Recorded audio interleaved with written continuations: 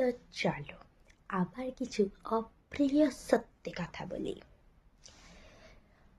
এটা হচ্ছে মানে এগুলা দেখে দেখে শুনে শুনে কানগুলো পচে গেল, চোখগুলো অন্ধ হয়ে গেল। তো সেইটা হচ্ছে কি, যারা সেলিব্রিটি হয়ে যায় তাদের কথাবার্তার ধরন, বানান লেখার ধরন পুরো সম্পূর্ণ চেঞ্জ, একদম চেঞ্জ।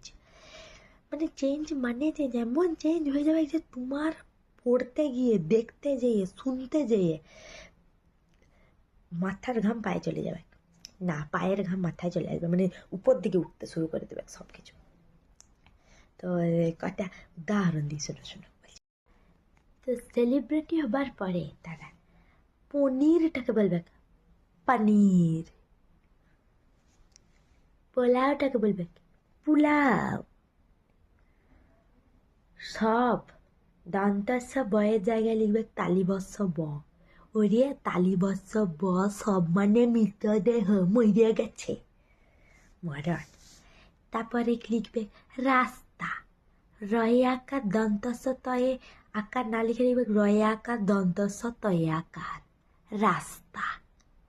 বিক্রি, বয়ে হচ্ছি কয়রা ফোলা রশ্মি জেনে এসছি, না এই সেলিব্রিটিদের চক্করে জানছি বয়ে হচ্ছি ক রয়ে হচ্ছি বিক্রি। আবার কি গর্ব, গ বয়ে রেপ হয়, ওইটাকে লিখবে গ র ব, গর্ব। তালিবস্য খ হয় শখ, লিখবে দন্তাস্য খ, শখ। পুরাণ, পয়ে দীর্ঘ র মূর্ধন্য, তা তোরা লিখবি পয়ে হস্য র দন্তান্ন। মানে এইগুলা দেখে আমার বাংলা অনার্স মাথার মধ্যে তালগোল পাকিয়ে উড়ে চলে গেছে। আমি ভাবি আমি কেন বাংলা অনার্স করেছিলুম ইয়াদের এই বানানগুলো দেখার জন্যে।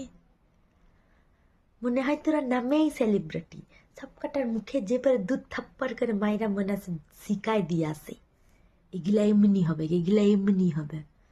গরুর দল, আগে ঠিক করে লিখ, ঠিক করে বল, দিয়ে পরে সেলিব্রিটি হবি রে।